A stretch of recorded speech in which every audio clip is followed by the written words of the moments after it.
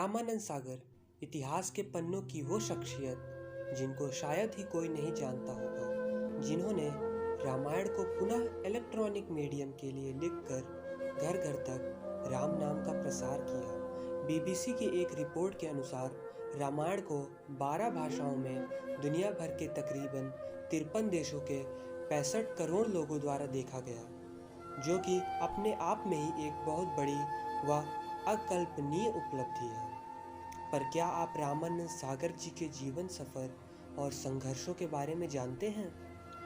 29 सितंबर 1917 के दिन घनघोर तूफान के बीच लाहौर के समीप असलगुर के नाम के एक कस्बे में एक चिरंतर दीपक जन्मा, जिनको नाम दिया गया चंद्रमौली, जो कि भगवान शिव के नाम का ही एक पर्याय है। उन्हें उनकी नानी ने गोद लिया।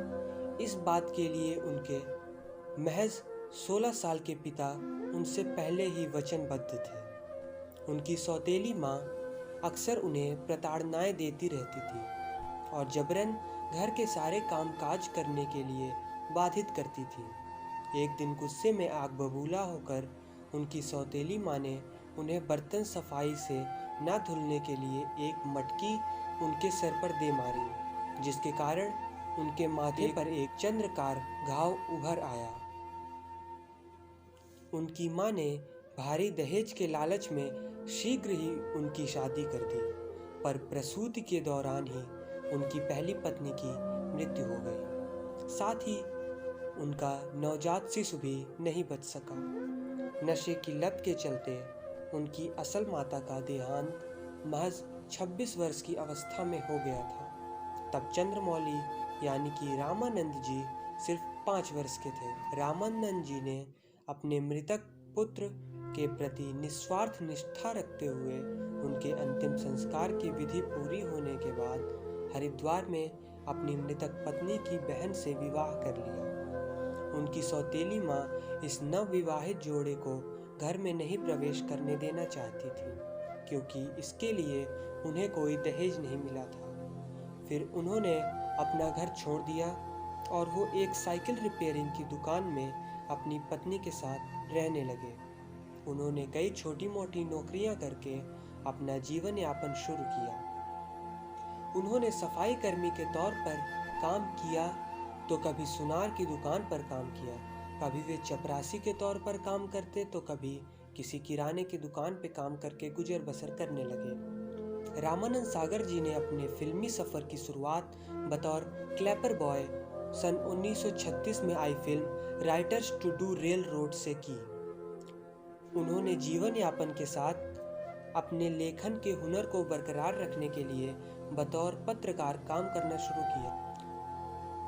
साल 1941 में 24 वर्ष की आयु में रामानंद जी को ट्यूबरकुलोसिस हो गया था और तब तक इस बीमारी का कोई इलाज उपलब्ध नहीं था।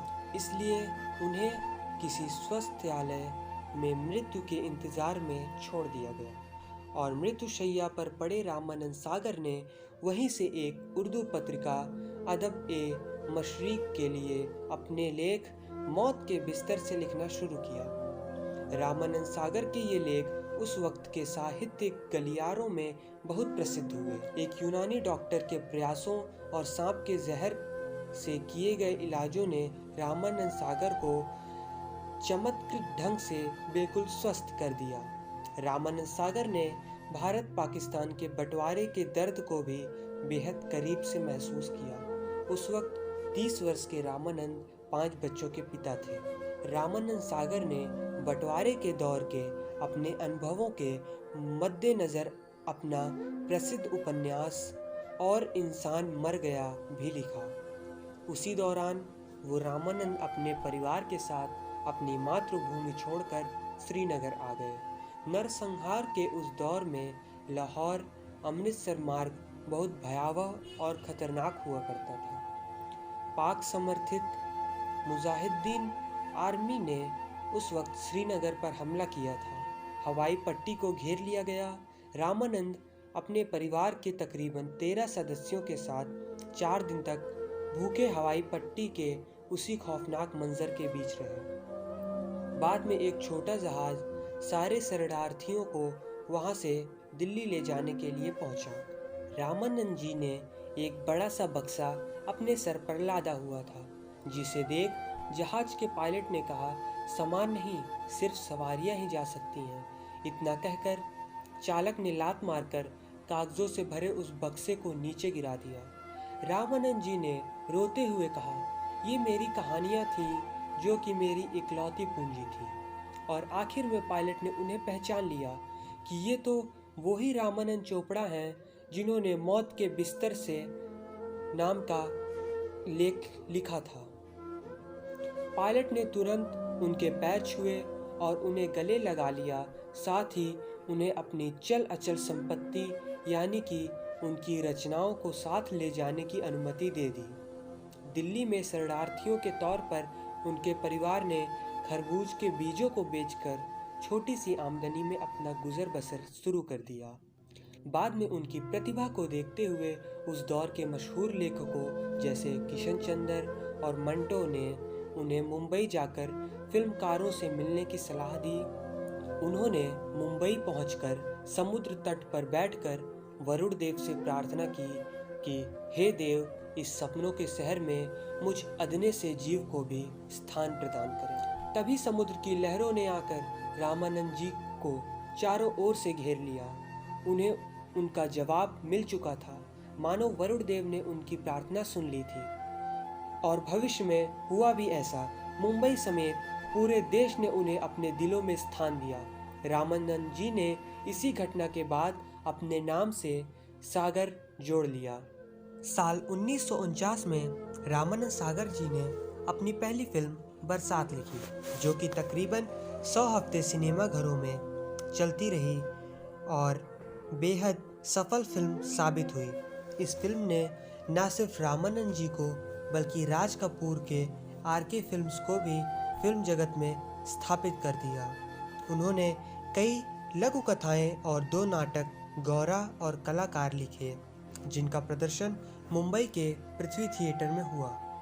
जिंदगी के कई उतार चढ़ावों को झेलते हुए अंततः रामानंद सागर जी ने साल 1950 में अपना खुद का प्रोडक्शन हाउस सागर आर्ट्स खोल लिया, जिसके तहत उन्होंने बतौर लेखक, निर्माता और निर्देशक अपनी पहली फिल्म मेहमान बनाई।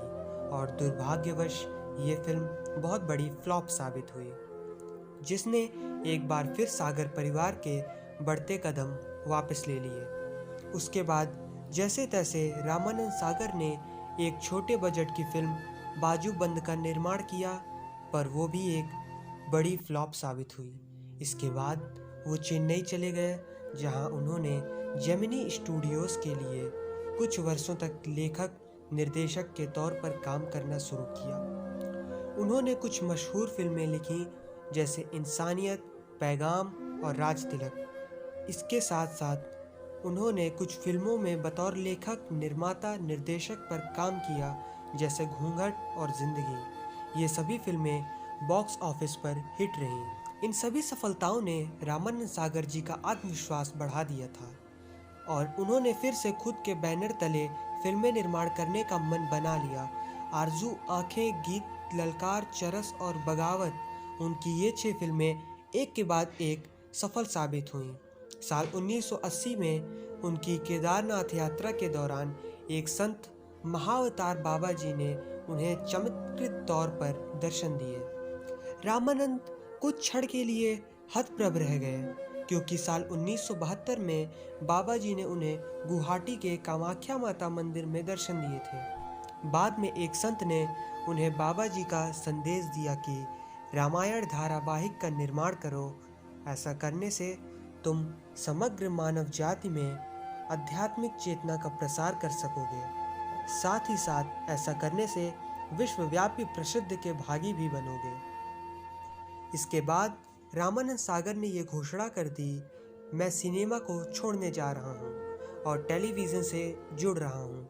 मेरे जीवन का अब एकमात्र उद्देश्य है पौराणिक कथाओं को तथा मर्यादा पुरुषोत्तम भगवान श्री राम के आदर्शों को जन जन तक पहुँचाना। उन्होंने रामायण के कई संस्करण पढ़े, कई अलग अलग भाषाओं की रामायण का उन्होंने गहराई से अध्ययन किया। उन्होंने दूरदर्शन को रामायण के प्रसारण का प्रस्ताव दिया। कुछ सालों तक उस वक्त की सरकार ने हिंदू लहर के भय से उनके प्रस्तावों को स्वीकार नहीं किया, पर इतने बड़े राम भक्त को भला कौन पराजित कर सकता था। बाद में प्रधानमंत्री राजीव गांधी ने रामानंद सागर द्वारा रचित महान भारतीय महाकाव्य रामायण के प्रसारण पर मुहर लगा दी और रामायण धारावाहिक लोगों के बीच इस कदर लोकप्रिय हुआ कि इसके दर्शकों की संख्या में लगातार बढ़ोतरी हुई। पहले 4 करोड़ दर्शकों तक पहुंचने वाला ये धारावाहिक 8 करोड़, फिर लगभग 65 करोड़ दर्शकों से अपना प्यार पाने वाला एक ऐतिहासिक धारावाहिक बना। इसके बाद रामानंद सागर ने सन 1992 में श्री कृष्णा धारावाहिक का निर्माण किया। इसके बाद वे माँ दुर्गा नाम के धारावाहिक का भी निर्माण करना चाहते थे, पर किन्हीं राजनीतिक व्यवधानों के चलते ऐसा न हो सका। भारतीय टेलीविज़न जगत में विगत 30 वर्षों से धार्मिक और कपोल कल्पित धारावाहिकों की शैली में सागर आर्ट्स का एक छत्र राज रहा है, जिसने अनेक प्रसिद्ध और सफल धार्मिक धारावाहिक भारतीय दर्शकों को दिए हैं। 12 दिसंबर सन 2005 को आधुनिक तुलसीदास श्रद्धेय रामानंद सागर जी देह त्याग कर बैकुंठ चले गए। रामानंद सागर, जिनके नाम में ही राम का संदेश बसा है, राम आनंद सागर अर्थात प्रभु राम के आनंद से परिपूर्ण मानवता का असीम सागर। सोचने वाली बात है कि 70 वर्ष की अवस्था में जब बाकी लोग सेवानिवृत्त होकर बाकी का जीवन बिस्तर पर गुजारने की योजना बनाते हैं, उस जीवन की उस अवस्था में सागर साहब प्रभु राम का संदेश घर घर तक पहुंचा रहे थे। तो रामानंद सागर जी के जीवन से हमें ये प्रेरणा मिलती है कि कभी भी उम्मीद नहीं छोड़नी चाहिए और अभी बहुत देर नहीं हुई है, क्योंकि जब एक चपरासी, एक दुकानदार और एक सफाई कर्मी एक महान व ऐतिहासिक धारावाहिक रामायण बना सकता है, तो आप चाहें तो क्या नहीं कर सकते। तो इस वीडियो को एक लाइक रामानंद सागर जी के लिए ज़रूर करें, और अगर चैनल अच्छा लगा हो तो चैनल को सब्सक्राइब करना ना भूलें। धन्यवाद।